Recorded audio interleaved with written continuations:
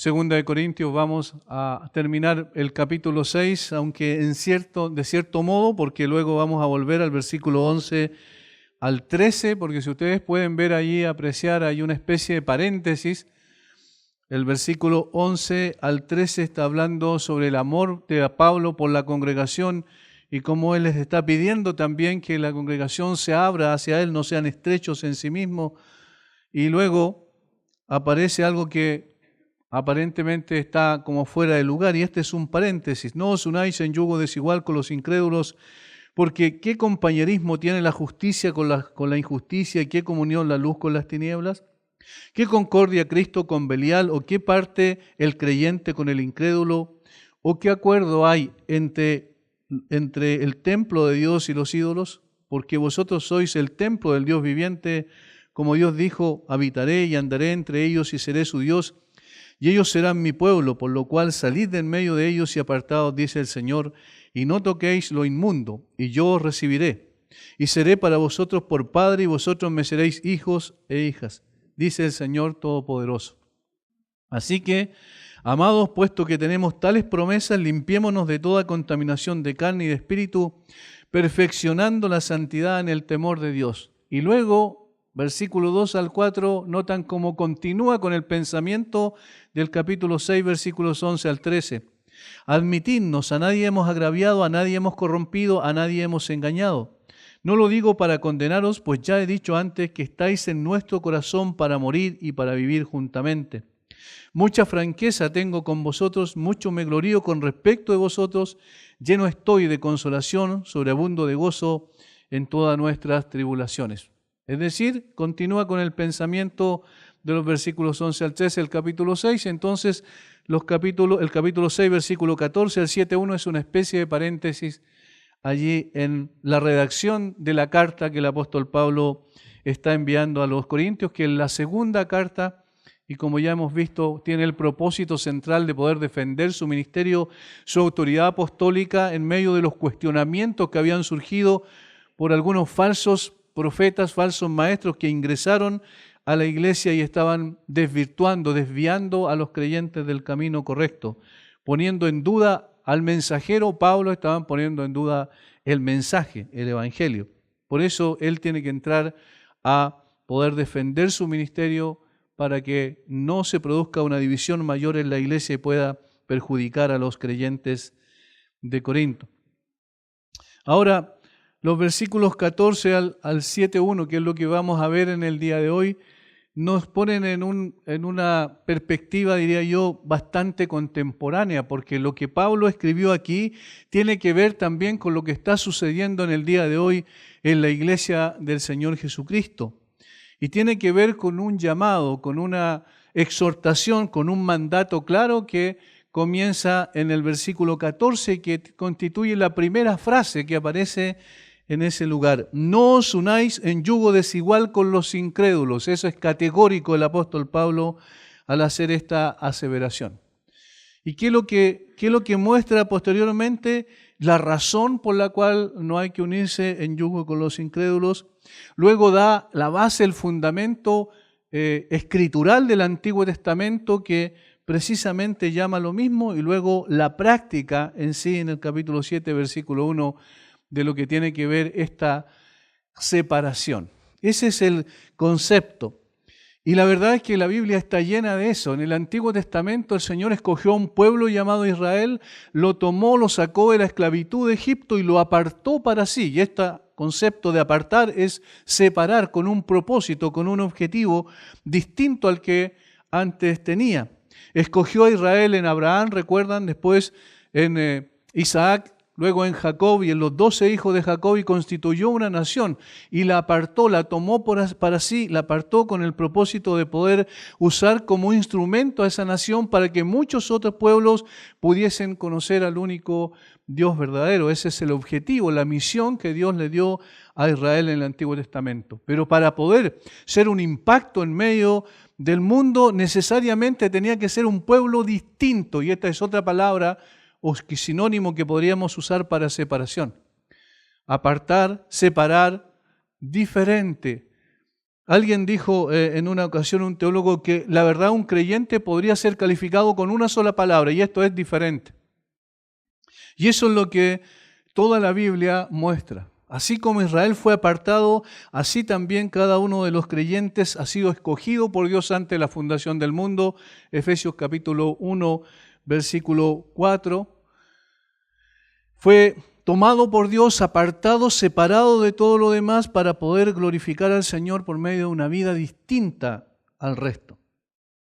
Lo que dice la Biblia es que la verdadera fe produce un cambio significativo y trascendente en la persona. El cambio no es completo en el mismo momento en que se produce, digamos, sino que se perfecciona a través del tiempo, pero es un cambio radical en el mismo momento. Y por eso la Biblia habla de el viejo hombre y el nuevo hombre.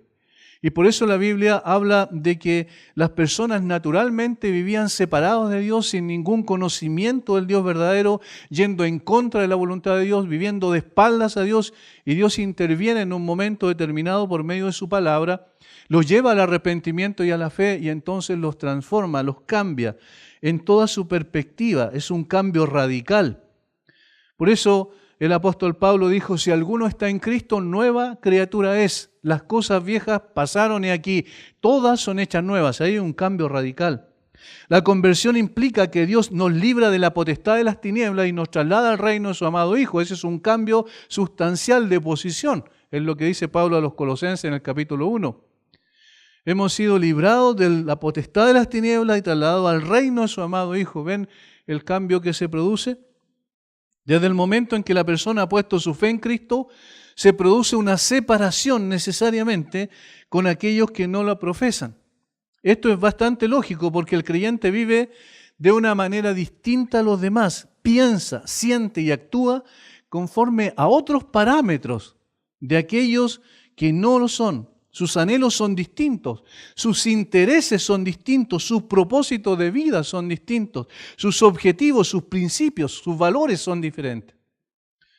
De lo contrario, entonces no tendría mucho sentido que habláramos de creyente incrédulo, porque entonces estaríamos hablando de personas que viven igual, que piensan igual, que sienten igual, y eso no es lo que dice la Biblia.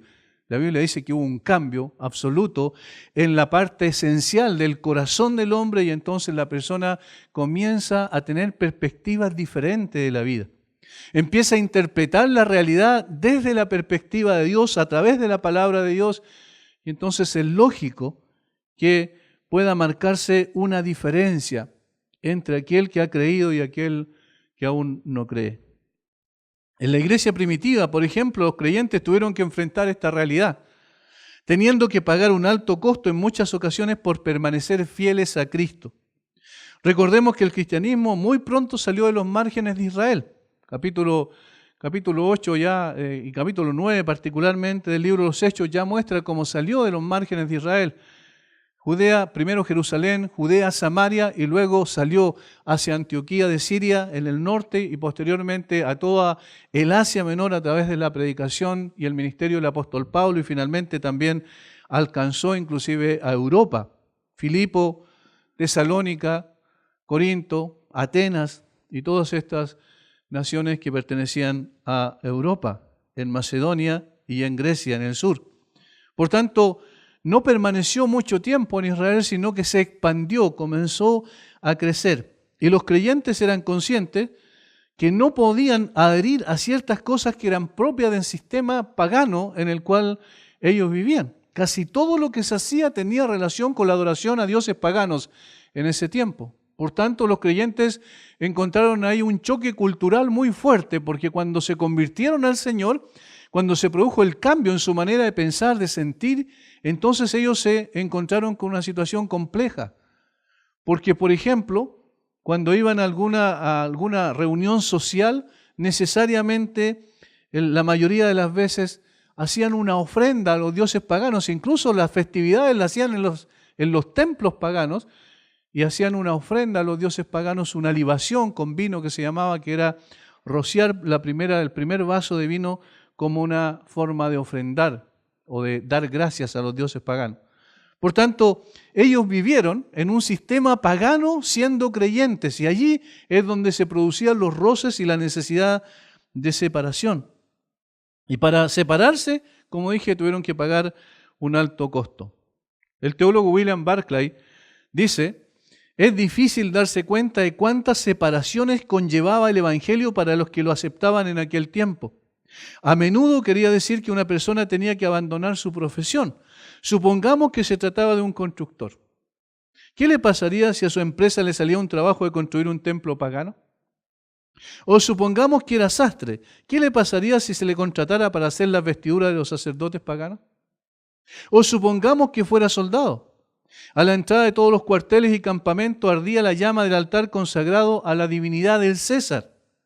¿Qué le pasaría cuando le correspondería el servicio de quemar una pequeña porción de incienso en el altar en señal de adoración? ¿Qué tendría que hacer el creyente en esas circunstancias? Una y otra vez, dice él, en la iglesia primitiva le llegaba al cristiano la opción entre su permanencia en el empleo y su lealtad a Jesucristo. ¿Cómo podría someterse y sujetarse a algo que era absolutamente contrario a lo que Dios prescribía? Recuerden el primer mandamiento.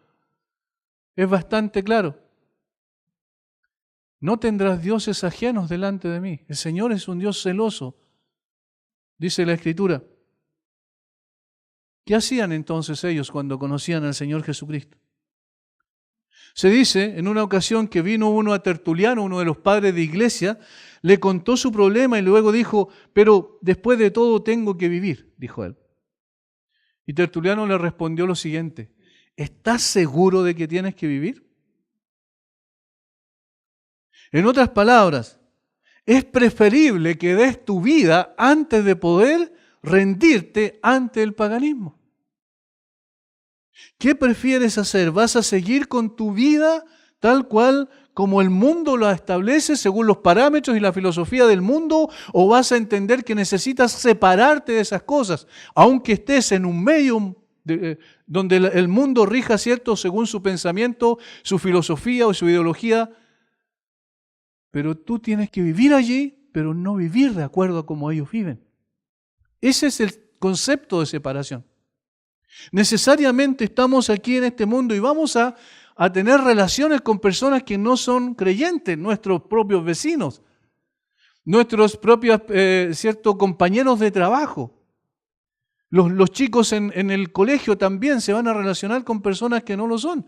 Necesariamente va a haber un choque cultural entre el cristianismo y la gente que vive conforme a parámetros del mundo. El punto no es separación física, el punto es separación espiritual.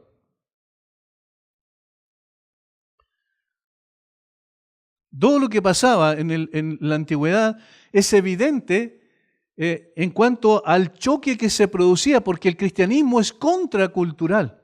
Normalmente va contra la cultura. De lo contrario, podemos ver lo que está pasando en el día de hoy, ¿cierto?, donde han habido juicios y una serie de cosas contra creyentes porque no han querido, por ejemplo, a un pastelero hacer una torta para un matrimonio homosexual.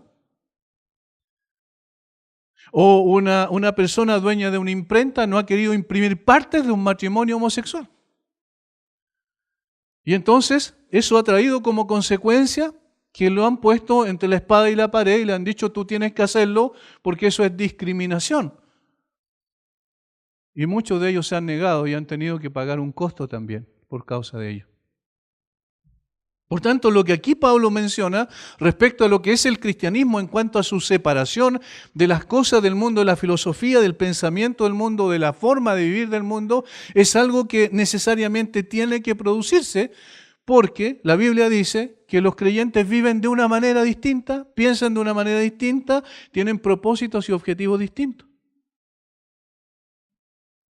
El Deuteronomio, por ejemplo, que es una reiteración de la ley, se llama literalmente Deuteronomio, es segunda ley, pero es una reiteración más que una segunda ley. Dios encarga a Moisés a que reitere la ley al pueblo, y es interesante dónde lo hace. Lo hace en los vados de Moab, cierto, poco antes de entrar a tomar posesión de la tierra prometida. Están frente a Jericó, están al otro lado del Jordán, listos para pasar a tomar posesión de la tierra prometida, pero Dios le dice a Moisés: tranquilo, ahora ve y dales mi ley nuevamente, reitérales mi ley. ¿Por qué tanto énfasis en la ley? Porque iban a entrar a tomar posesión de una tierra plagada de tribus paganas que tenían absolutamente ningún concepto correcto del Dios verdadero, habían tergiversado ese concepto y adoraban a una multiplicidad de dioses y lo hacían a través de aberraciones como por ejemplo pasar a sus hijos por el fuego, ofrecerlos como sacrificio a los dioses paganos. Había una inmoralidad extraordinaria en cuanto a la forma en que concebían incluso su adoración a los dioses paganos a través de prostitución sagrada. Injusticia absolutamente en términos sociales, espiritual y moralmente eran un desastre. Y entonces el Señor le dice, este pueblo que yo escogí, que saqué de Egipto, que lo aparté, este pueblo yo ahora lo voy a hacer entrar allí, ingresar allí, y tiene que mantenerse apartado, separado de todo aquello que los desvíe del camino. Por eso es que coloca tanto énfasis. Fíjense en Deuteronomio capítulo 4 lo que Dios le dice a través de Moisés. Moisés le dice al pueblo, mire, estos son ustedes.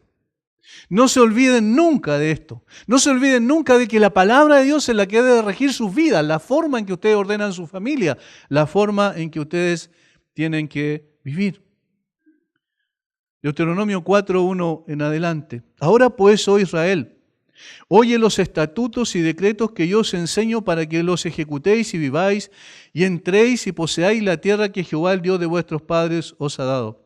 No añadiréis a la palabra que yo os mando, ni disminuiréis de ella, para que guardéis los mandamientos de Jehová vuestro Dios que yo os ordeno. Vuestros ojos vieron lo que hizo Jehová con motivo de Baal peor, que a todo hombre que fue en pos de Baal peor, destruyó Jehová tu Dios de en medio de ti. Un Dios pagano, ¿cierto? Baal peor. Mas vosotros que seguisteis a Jehová vuestro Dios, todos estáis vivos hoy. Mirad, yo os he enseñado estatutos y decretos, como Jehová mi Dios me mandó, para que hagáis así en medio de la tierra en la cual entráis para tomar posesión. Para que hagáis así, ¿de acuerdo a qué? A mis estatutos, a mis mandamientos, en medio de la tierra a la cual van a tomar posesión.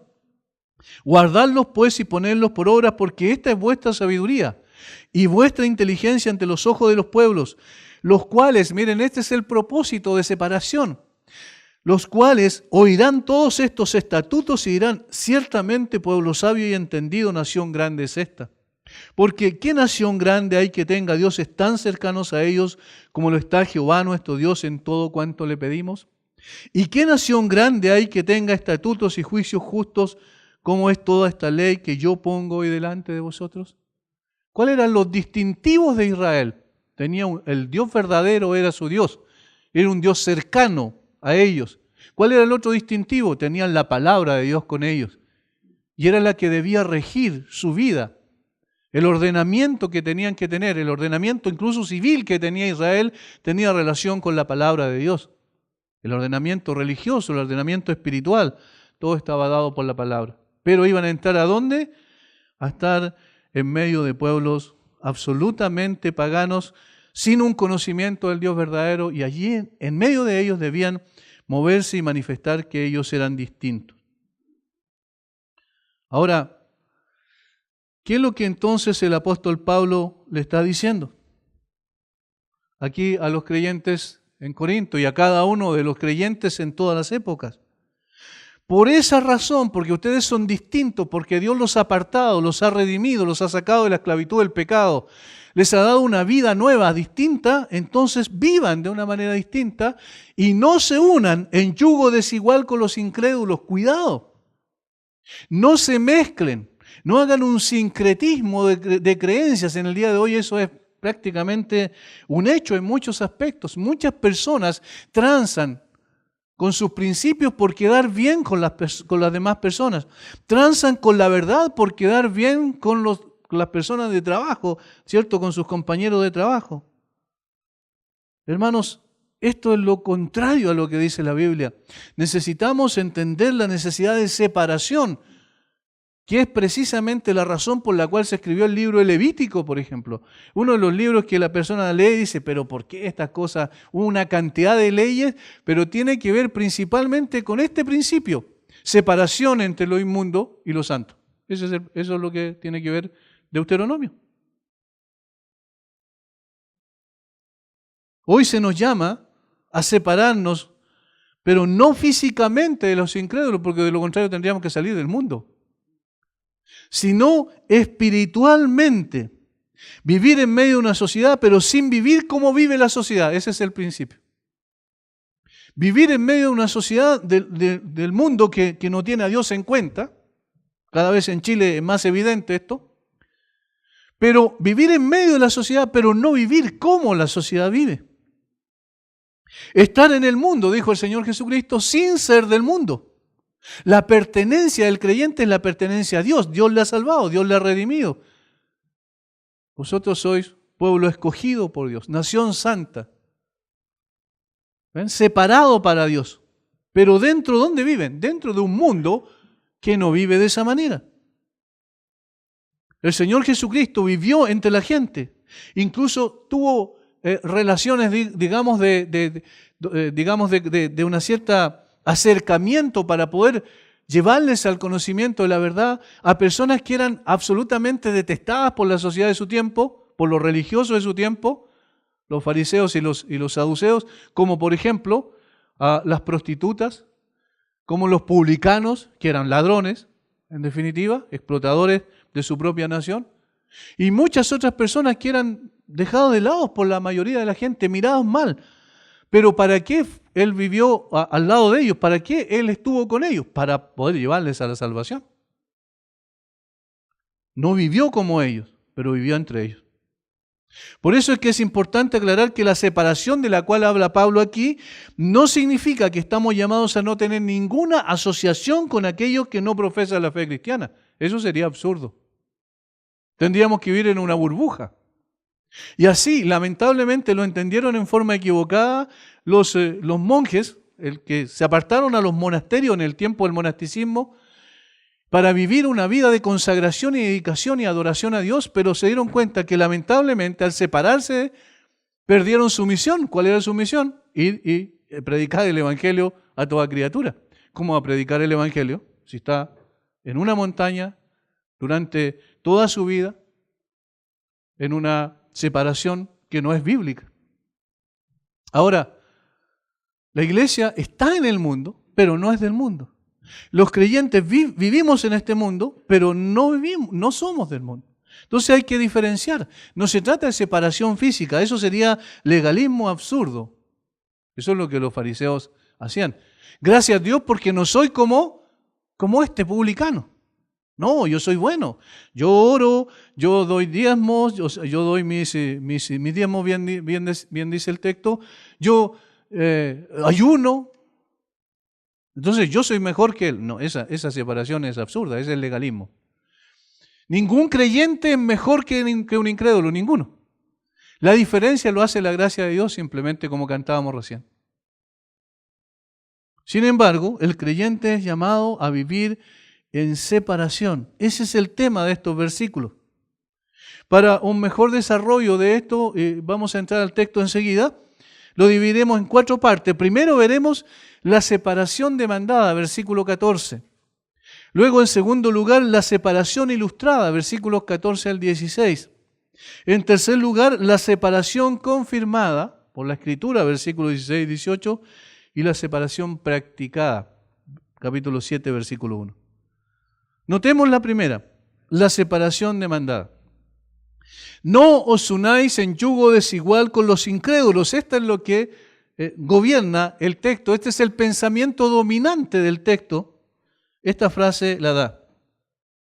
Sin duda, aquí hay un reflejo del antiguo mandamiento de Deuteronomio 22:10, donde dice, no ararás con buey y con asno juntamente. Y eso aparece también en Levítico 19:19. Miren, no ararás con buey y con asno juntamente. ¿Por qué no? ¿Por qué no se puede? Porque son de diferente naturaleza. Porque el asno no está, no es hecho en un sentido, ¿cierto? Porque Dios lo creó, ¿verdad? Para poder llevar un yugo sobre su cuello. El buey sí. Si ustedes juntan en el campo a un asno y a un buey y le colocan un yugo para poder arar, va a ser imposible. Va a ser imposible. Se necesitan dos de la misma naturaleza para que sean enyugados, por eso son dos bueyes. Y estos tienen que tener, ojalá, la misma capacidad, porque de esa manera van a ir recto, van a marcar el surco recto. Lo que los hace diferentes es su naturaleza, en su misma naturaleza son diferentes. Y por tanto a eso es lo que está refiriéndose aquí el apóstol Pablo. No os unáis en yugo desigual. El creyente es de una naturaleza totalmente distinta al del incrédulo. ¿Por qué? No porque sea mejor, sino porque Dios en su gracia le concedió una nueva naturaleza. Cambió su manera de pensar, de sentir y de actuar. La idea entonces es que hay ciertas cosas que son incompatibles por naturaleza y no se pueden asociar provechosamente, no se va a sacar ningún provecho de hacer este tipo de unión. Es imposible que la pureza cristiana y la inmoralidad pagana formen juntos una yunta. Es imposible. Vamos a ponerlo en un plano muy práctico en el día de hoy. Es imposible vivir de acuerdo a principios bíblicos y asociarse con la ideología de género. Es imposible. O sea, una persona que dice ser creyente y que sin embargo toma el pensamiento y la filosofía que hay detrás de esta ideología de género, evidentemente está en contra del Señor. No podemos ir juntos con personas que piensan de que el hombre si quiere es hombre y si quiere es mujer. Es imposible. Porque hay principios escriturales bastante claros. Por ejemplo, que Dios creó al hombre y a la mujer. Es imposible vivir de acuerdo a la filosofía del mundo y al mismo tiempo asociarse con la filosofía bíblica. A eso se refiere. No os unáis en yugo desigual. Los creyentes y los incrédulos son dos grupos completamente diferentes y contrarios el uno al otro en su misma naturaleza y no pueden trabajar juntos para el reino de los cielos. ¿Cómo podemos pensar que como dice el Antiguo Testamento, andarán dos juntos si no estuvieran de acuerdo? Es imposible. Y menos en un acuerdo que es por naturaleza intrínseco a sus corazones. Por eso se demanda de los creyentes que no hagan asociación alguna con aquellos cuya filosofía es completamente contraria a los principios del reino de los cielos. No en el plano temporal y físico, sino en el plano espiritual y eterno. A eso se refiere. Normalmente este versículo se ha aplicado casi exclusivamente a las relaciones sentimentales o emocionales entre un creyente y un incrédulo, pero abarca mucho más que eso. Evidentemente esa es una aplicación, pero abarca mucho más que eso. Es una aplicación plausible esta, pero abarca toda la vida de la persona. Implica no entrar en relaciones más profundas y comprometedoras con aquellos que no comparten la cosmovisión cristiana. Es imposible porque no andamos por el mismo camino. Esa es una de las cosas que debemos tener muy claro. Somos distintos porque Dios nos hizo distintos. Ahora, noten que no dice Pablo, ustedes tienen que ser distintos, sino que dicen, ustedes como ya son distintos, no se unan con un yugo que es desigual. Es imposible que caminen y que logren algo fructífero en ese tipo de unidad.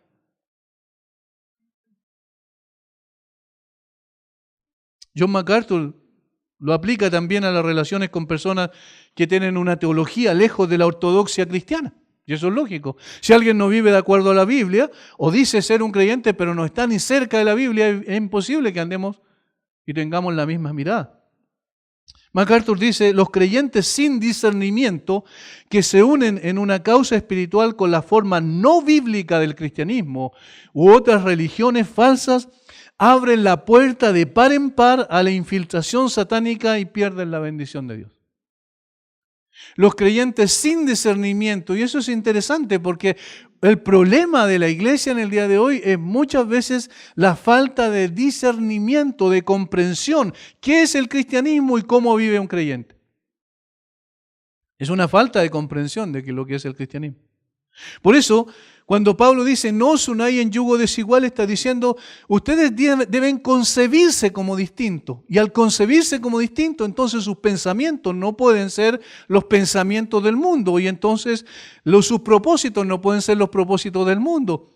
Y entonces sus objetivos de vida no pueden ser los objetivos de vida del mundo. Porque ustedes tienen otra razón mucho más importante y trascendente por la cual y para la cual vivir. La iglesia de Corinto vivía en un ambiente bastante peligroso. Recuerden, había allí un templo dedicado a la diosa Afrodita, la diosa del amor, donde, según cuentan los historiadores, había unas 1000 sacerdotisas que eran, en definitiva, prostitutas sagradas, y cada noche descendían de la Acrópolis de arriba, donde estaba el templo de Afrodita, y bajaban a la ciudad a prostituirse, a tener relaciones sexuales con los hombres. De esa manera podían supuestamente adorar mejor a la diosa. De tal manera que, estando en un ambiente de esa naturaleza, donde nació la iglesia en Corinto, era posible que la inmoralidad que traía esto consigo pudiese también contaminar a los creyentes. Pudiese pasar que ellos se relajaran igualmente, dijeran, bueno, no hay problema, si total Dios me ama, como muchas veces se escucha por ahí, como Dios me ama, no hay problema, yo puedo vivir como quiero. Eso es una contradicción absoluta. Y noten que es interesante, porque normalmente en la adoración a los cultos paganos de la antigüedad, la asociación que había entre la inmoralidad y la idolatría estaban de la mano. Un ejemplo. El profeta Balaam, en un momento determinado, viene un rey de otra nacionalidad y viene y le dice a Balaam que maldiga a Israel. Pero Dios no permite que Balaam maldiga a Israel. Pero después, al final, y esto por dinero, por lucro, como dice más adelante la Escritura, Balaam le dice, bueno, mira, yo no puedo maldecirlo porque Dios me impide que los maldiga. Pero, ¿sabes? Hay una forma en que tú puedes desviarles del camino. Preséntale a las mujeres, a los varones de Israel, y entonces ellos se van a desviar. Y fue exactamente lo que pasó. Empezaron a tener relaciones y asociación con mujeres paganas y luego terminaron adorando a dioses paganos. Entonces, fíjense cómo la inmoralidad lleva finalmente a la idolatría, es decir, adorar a aquellos que no son dioses en esencia. Por eso es que el apóstol Pablo remarca en este contexto de la iglesia de Corinto tanto el asunto de la santidad. En el capítulo 6 de Primera de Corintios, la primera carta de Pablo, versículo 15, dice la razón por la cual es imposible que un creyente se una en yugo desigual con un incrédulo. Miren, le dice, ¿no sabéis que vuestros cuerpos son miembros de Cristo? ¿Quitaré pues los miembros de Cristo y los haré miembros de una ramera? De ningún modo, de ninguna manera, bajo ninguna circunstancia. Versículo 16. ¿O no sabéis que el que se une con una ramera es un cuerpo con ella? Porque dice, los dos serán una sola carne. Pero el que se une al Señor, un espíritu es con Él. Huid de la fornicación. Cualquier otro pecado que el hombre cometa está fuera del cuerpo, más el que fornica contra su propio cuerpo peca. Por eso el énfasis. ¿Cómo te vas a unir con un incrédulo en esa asociación tan íntima cuando eso va a destruir en realidad lo que te hace singular y diferente? No os unáis en yugo desigual con los incrédulos. El mandato es claro y categórico por parte del apóstol Pablo. Y luego entonces, el apóstol va a ilustrar este principio de separación. Y lo hace a través de 5 preguntas retóricas. ¿Qué es una pregunta retórica? Una pregunta que tiene una respuesta lógica y evidente. Aquí están las 5 preguntas.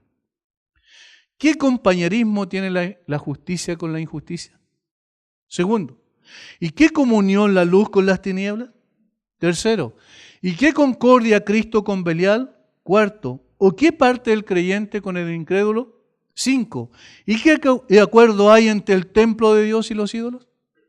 Pablo utiliza estas 5 preguntas retóricas como una ilustración para decir, hermanos, la razón por la cual no tienen que unirse o las razones por las cuales no tienen que unirse en yugo desigual con los incrédulos, tiene que ver con el hecho de que es absolutamente imposible.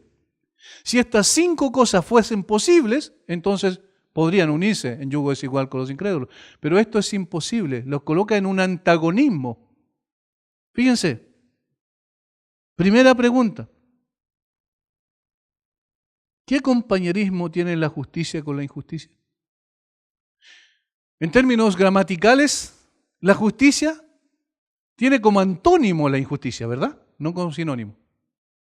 Y entonces es imposible, están en los dos extremos opuestos. La justicia por un lado, la injusticia por otro lado. Y entonces si están en los dos lados opuestos, está diciendo Pablo, es absolutamente imposible que tengan una unidad. Porque donde está una, no está la otra.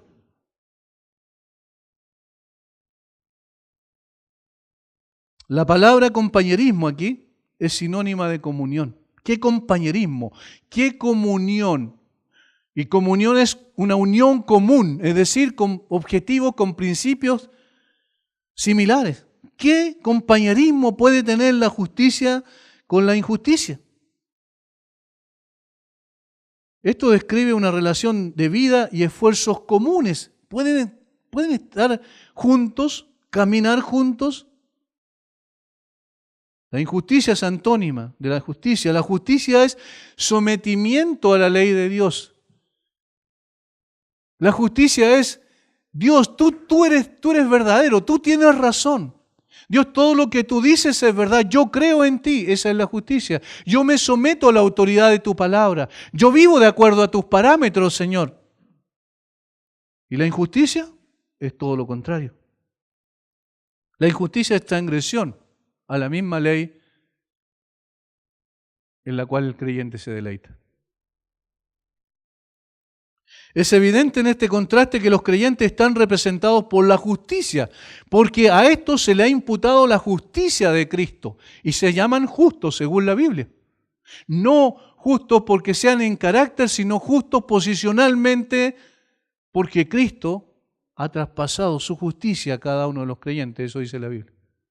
El que no hizo pecado, por nosotros lo hizo pecado, para que nosotros fuésemos hechos justicia de Dios en él. Mientras que por contraste, la injusticia es propia de los incrédulos. Mire cómo dice Pablo a los romanos. Habiendo conocido a Dios, no le glorificaron como a Dios ni le dieron gracia, sino que se envanecieron en su razonamiento, su necio corazón fue entenebrecido, profesando ser sabios, se hicieron necios y cambiaron la gloria del Dios incorruptible en semejanza de hombre corruptible, de cuadrúpedos, de aves, de reptiles. Pero antes de eso dice algo, porque la ira de Dios se revela desde el cielo contra toda injusticia de los hombres que se rebelan precisamente contra el Dios verdadero. Contra toda impiedad e injusticia de los hombres, dice el texto literalmente. La ira de Dios se revela.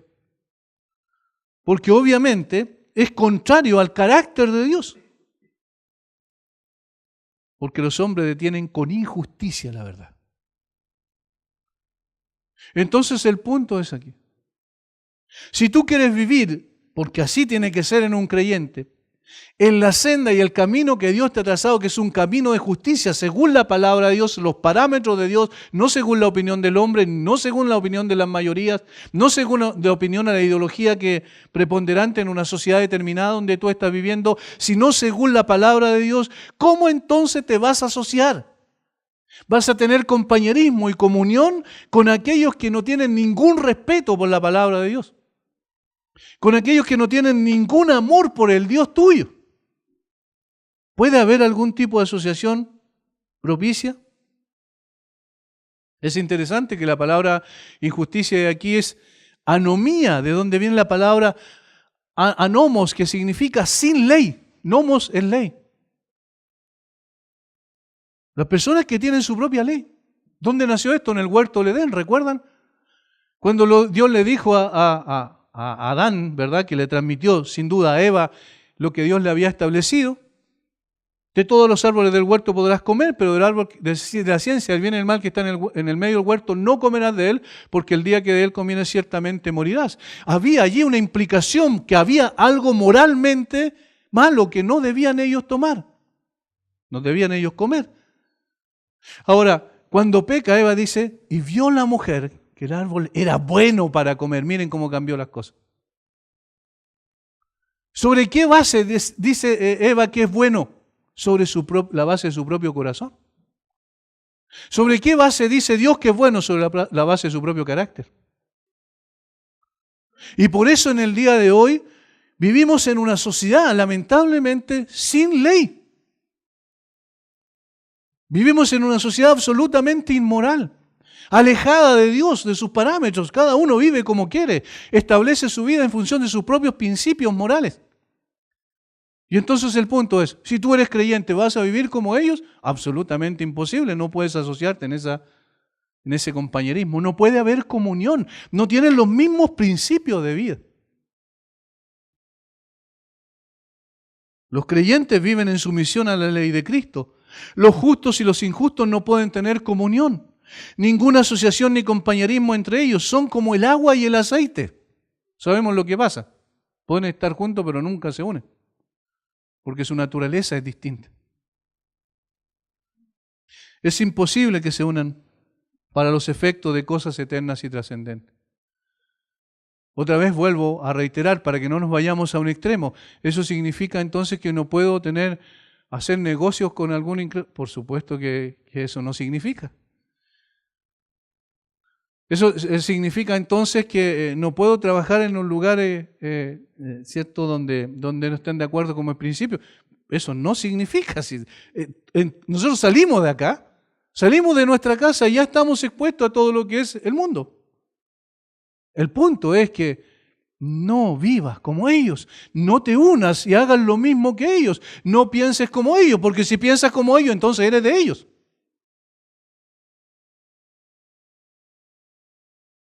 La segunda pregunta retórica, obviamente la primera se responde en absoluto, no puede haber compañerismo. La segunda tiene una respuesta similar y dice, ¿qué comunión la luz con las tinieblas? ¿Hay algún tipo de comunión entre la luz y las tinieblas? Miren, esto es en el plano lógico, usando solamente el razonamiento. Donde hay tinieblas no hay luz, donde hay luz no hay tinieblas, ¿no es verdad? Eso uno lo puede ver. De hecho, en el campo se aprecia mucho, en el invierno especialmente, cuando está todo completamente oscuro, y uno usa una linterna. Cuando la linterna se enciende, todo lo que abarca la linterna, no hay tinieblas. Pero todo lo que está alrededor, hay tinieblas. Entonces la luz disipa las tinieblas, de tal manera que las tinieblas y la luz no están en el mismo lugar al mismo tiempo. La Biblia utiliza a menudo estas metáforas para referirse a los creyentes y los incrédulos, para referirse al hábitat de uno y de otro, tinieblas, luz, y manifestar que estos son mutuamente excluyentes, tanto intelectualmente, donde la luz es asociada con la verdad y las tinieblas son asociadas con el error, con la mentira, como moralmente, donde la luz es la expresión de la santidad y las tinieblas la expresión del mal. Notemos un texto bíblico donde se ve muy claramente esta diferencia. Primera de Juan, capítulo 1, versículo 5 en adelante. Miren lo que dice aquí Juan, a los creyentes, por supuesto, de una iglesia. Dice, este es el mensaje que hemos oído de él y os anunciamos. Dios es luz y no hay ninguna tiniebla en él. Miren el contraste. Y ahora dice, bueno, ¿tú dices que tienes comunión con Dios? Versículo 6. Si decimos que tenemos comunión con Él, con Dios, y andamos en tinieblas, mentimos y no practicamos la verdad. ¿Lo ven? Está diciendo simplemente, si tú dices que tienes comunión con la luz y vives en las tinieblas, te estás engañando a ti mismo. Tú no eres creyente, porque el creyente vive en la esfera de la luz. Pero si andamos en luz, como Él está en luz, tenemos comunión unos con otros y la sangre de Jesucristo, su Hijo, nos limpia de todo pecado. No hay ninguna asociación entre la luz y las tinieblas. Son hábitats completamente distintos. ¿Lo notan? Tercera pregunta. ¿Y qué concordia Cristo con Belial? Las dos primeras tenían que ver con naturaleza. Justicia e injusticia. Luego, luz, tinieblas, tenían que ver con la naturaleza distintiva y antagónica de ambos. Ahora está relacionada con los que gobiernan dos reinos distintos y antagónicos también. ¿Qué concordia Cristo con Belial? Cristo es absolutamente antagónico a Belial. Belial es un antiguo nombre para Satanás. Uno gobierna un reino de luz y de justicia, otro gobierna un reino de oscuridad, de tinieblas y de injusticia. No hay ninguna relación. Imagínense, y esto, hasta eso llega al absurdo, por eso Pablo quiere ser tan gráfico en esto. Sería absurdo que Cristo y Satanás se unan para construir un reino. Pues son dos reinos antagónicos. Donde está el uno, no está el otro. El término Belial se encuentra en los rollos del Mar Muerto, que fueron descubiertos en Qumran en 1947 a 1952, y hace referencia a Satanás. Sería entonces ridículo que Cristo y Satanás puedan concordar en algo, trabajar juntos. La palabra concordia es sinfonesis en griego. ¿Por qué la menciono esta? Porque es de allí donde viene nuestra palabra sinfonía. ¿Qué es lo que es una sinfonía? Un conjunto de instrumentos que armonizan perfectamente. Muchos instrumentos, pero que tocan la misma melodía en armonía. Es imposible que esto suceda entre Cristo y Satanás. Significa esta palabra en el griego, en el español nuestro, estar de acuerdo. Por tanto, si es imposible que exista acuerdo entre Cristo y Satanás, también es imposible que entre sus hijos, entre los hijos de Cristo y los hijos de Satanás, resulte algo bueno. Los hijos de Satanás son descritos como hijos de desobediencia, pero los creyentes se caracterizan por todo lo contrario. Cuarta pregunta. ¿O qué parte el creyente con el incrédulo? Esto resume las tres anteriores. Amós 3:3 lo grafica muy bien. Andarán dos juntos si no estuvieren de acuerdo. Y hermanos, aquí está el punto. Entre un incrédulo y un creyente, el desacuerdo es total en términos espirituales. No es parcial. Es total, es completo. La fe con la incredulidad son mutuamente excluyentes. Por eso que a los creyentes se les llama santos, no en el sentido otra vez de carácter, que lo seamos perfectamente, sino en el sentido de separación. Dios nos separó para. Quinta pregunta.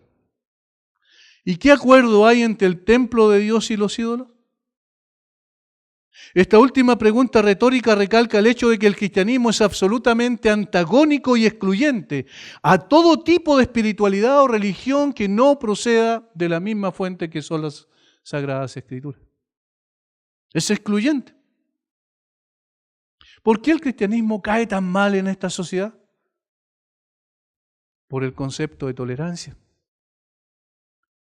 Cuando el Señor Jesucristo dice, por ejemplo, fíjense, aquí vemos un concepto de algo absoluto y excluyente. Cuando Jesús dice, nadie viene al Padre si no es por mí, en esta sociedad suena como ¿qué? Intolerancia. ¿Cómo va a ser excluyente? Sí, pues nadie viene al Padre si no por mí. Eso es absoluto y excluyente. Aquel que quiera ir al Padre por otro camino no puede llegar al Padre. Punto. Se acabó. Pero los absolutos para una sociedad relativa es casi una inmoralidad. Por eso cuando hoy aparecen personas diciendo, pero si la lógica dice que esta es una persona y esta es otra persona, todos se le van encima. Los periodistas, los medios de comunicación. Pero el cristianismo es así, es excluyente, es absoluto. ¿Por qué? Porque todas las religiones falsas son doctrinas de demonios, eso es lo que dice la Escritura. Es imposible que haya acuerdo entre el templo de Dios y los ídolos.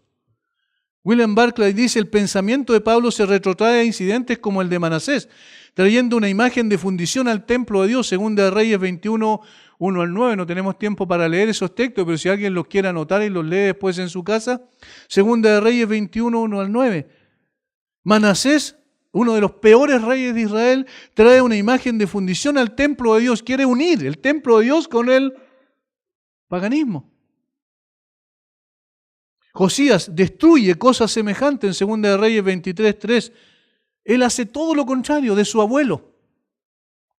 Josías se conforma a las Escrituras y sabe que entonces tiene que destruir todo aquello que sea pagano alrededor, digamos, que tenga que ver con la adoración al Dios verdadero. También puede estar pensando en las abominaciones que se describen en Ezequiel 8:13 al 18, donde dice que los hombres en el mismo templo, en el atrio del templo, adoraban a las estrellas y a los astros, y las mujeres cocían tortas para la reina del cielo. En el mismo templo del Señor. Obviamente es totalmente contrario.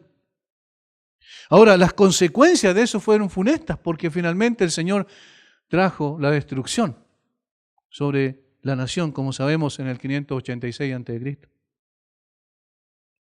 Todo el pasaje, dice Barclay, es una llamada de atención para que no se tengan relaciones con los no creyentes. Es un desafío a los cristianos corintios para que se guarden de las contaminaciones del mundo. Ese es el principio. Guárdense de esas cosas. No vivan como ellos. Cada una de estas preguntas en conjunto muestra la incompatibilidad que existe entre el creyente y el incrédulo, ilustrando la demanda: no os unáis en yugo desigual con los incrédulos. En el fondo, todas estas preguntas tienen la finalidad de explicar las razones por las cuales esto es completamente imposible. La separación ilustrada. Ahora, la separación confirmada escrituralmente. Fíjense cómo Pablo echa una mirada al Antiguo Testamento. ¿Y qué acuerdo hay entre el templo de Dios y los ídolos? Porque vosotros sois el templo del Dios viviente, como Dios dijo. Habitaré y andaré entre ellos y seré su Dios y ellos serán mi pueblo. Por lo cual salid del medio de ellos y apartaos, dice el Señor, y no toquéis lo inmundo, yo os recibiré, seré para vosotros por Padre, y vosotros me seréis hijos e hijas, dice el Señor Todopoderoso. Es interesante lo que hace Pablo porque junta una serie de versículos del Antiguo Testamento, pero acuérdense que los versículos, la Biblia no está separada en versículos. ¿Por qué es tan interesante? Porque Pablo tenía en su mente la palabra. Imagínense que se requerían 100 metros de papiro para escribir el libro de los Hechos, por ejemplo. Se escribían en rollo. Imagínense, 100 metros. Y evidentemente era casi imposible llevarlos, ¿verdad? Por todos lados para poder estudiarlos, como nosotros lo leemos ahora en un libro tan pequeño y condensado como este. Pero el apóstol Pablo cita, y cita de memoria, y cita del Antiguo Testamento para poder decir la separación, el principio de no os unáis en yugo desigual con los incrédulos, ha sido establecida por las mismas Escrituras. De tal manera, si tú eres un creyente y obedeces la Escritura, entonces tienes que reconocer que está allí.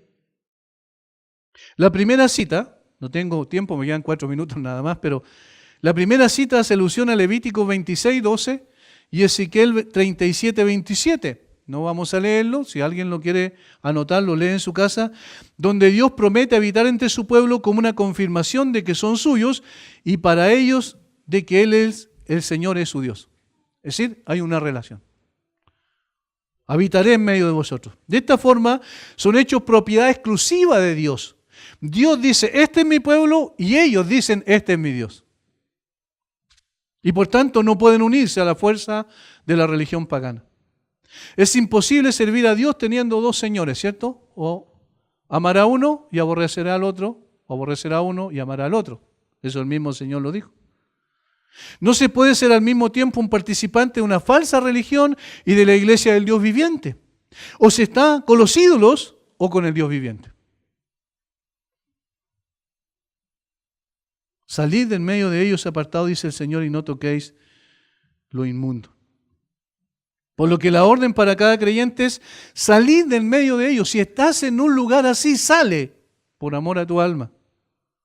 Apartados, dice el Señor, y no toquéis lo inmundo. Salid y apartados son verbos imperativos, es decir, demandas, mandamientos. Es decir, es una orden de Dios, por lo que unirse o permanecer unido con los incrédulos es una desobediencia flagrante a Dios. La cita de salir en medio de ella es de Isaías 52:11. Pablo lo reiteró de una forma similar y en Efesios 5 al 11 también allí habla de salir de allí.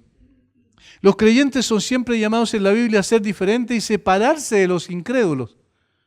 Levíticos 20, 24 y 26 también es otra cita que pueden ustedes cotejar posteriormente en casa. ¿Se dan cuenta? Miren la lógica de Pablo. Hay una demanda. No os unáis en yugo desigual con los incrédulos. Segundo, hay una ilustración a través de 5 preguntas retóricas donde queda claro que es imposible. Y luego hay un fundamento donde cita la Escritura, donde confirma ese principio a través de la Escritura.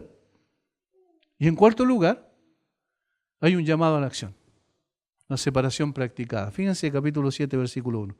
Así que, amados, puesto que tenemos tales promesas, limpiémonos de toda contaminación de carne y de espíritu, perfeccionando la santidad en el temor de Dios. Aquí está diciendo, empieza así que, y así que es una cláusula que nos ayuda a poder entender que es un llamado a poner en práctica lo enseñado previamente. En consecuencia, ya como todo lo que le he dicho, entonces ahora esto es lo que deben vivir ustedes. ¿Cómo? De dos maneras. Una, rechazando algo y otra, aceptando algo. Fíjense. Así que, amados, puesto que tenemos tales promesas, limpiémonos de toda contaminación de carne y de espíritu. Esa es la parte donde hay que rechazar algo. Limpiémonos, purifiquémonos.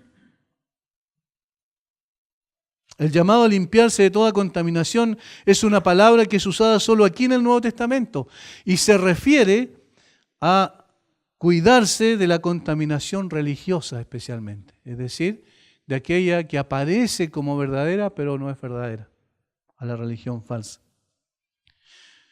Limpiémonos de toda contaminación de carne. Esa es una acción que nosotros debemos tomar, donde Dios es el que tiene el poder para hacerlo, pero nosotros tomamos la determinación de limpiarnos. Ahora noten cómo la limpieza es interna y externa. Dice, de toda contaminación de carne, eso es físicamente, y de espíritu, eso es nuestros pensamientos, intenciones más profundas del corazón.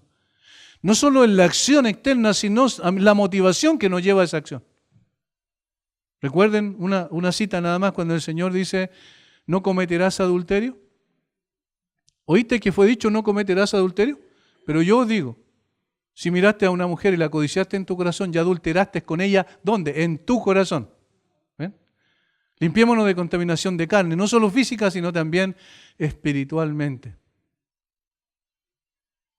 Y luego hay un llamado positivo, perfeccionando la santidad en el temor de Dios. ¿Cómo se puede crecer en santidad? Cuando se crece en el temor a Dios. Cuando se entiende que Dios no es simplemente digamos algo que creó el hombre en su pensamiento y quien entonces dijo, bueno, voy a tener un Dios para poder, como dicen los incrédulos, dar respuesta a las cosas que no tengo respuesta. Eso es absurdo, no tiene sentido, porque al Dios de la Biblia es imposible que lo haya creado mente alguna. Pero cuando uno ve al Dios de la Biblia, dice, este es un Dios bueno, santo, recto, justo, y entonces yo debo temer a Él. Si yo le temo a Él, no temo a los hombres. Si temo a los hombres, no temo a Dios. Y entonces, esa persona dice, yo quiero vivir en santidad. Y aquí quiero finalmente cerrar para solamente aplicar. Miren, vivir en santidad, vivir en separación, no debe ser una lucha tan grande para el creyente. No debe ser. ¿Por qué no? Porque el creyente debe disfrutar de vivir en santidad. Miren, le pongo el caso simple. ¿Dónde terminan finalmente las personas que viven de espaldas a Dios? Según la Biblia, terminan bajo la condenación de Dios. ¿Dónde terminan las personas que han sido regeneradas por la gracia de Dios y viven de acuerdo a sus parámetros? En la gloria de Dios. Entonces, ¿no debe ser un placer vivir para Dios? ¿No debemos disfrutar de la obediencia a Dios y de vivir en santidad? Aquí en el plano terrenal, ¿cuál es el costo que pagan las personas que viven de espaldas a Dios? Tremendo. Hay costos durísimos. Por eso, si el creyente vive como debe vivir, de acuerdo a su naturaleza, está haciendo lo que tiene que hacer nada más, pero al mismo tiempo está logrando beneficios presentes y eternos para su propia alma. Padre, gracias por tu palabra, gracias por la exhortación que nos haces en esta hora, Señor, y gracias por ayudarnos a entender que es completamente imposible la unión con un sistema de pensamiento y filosofía totalmente distinto al que tú plasmas en las Escrituras. Enséñanos a someternos a tu autoridad, a tu palabra, a tu ley, para vivir de acuerdo a ella, Señor. Porque de esa manera también estamos dando testimonio de que hay algo distinto en nosotros. No por nosotros mismos, sino que eso algo distinto es que tú estás en nuestra vida. Bendice a mis hermanos y llévanos a una acción concreta en la forma en que vivimos también. Lo rogamos en el nombre de Jesús. Amén.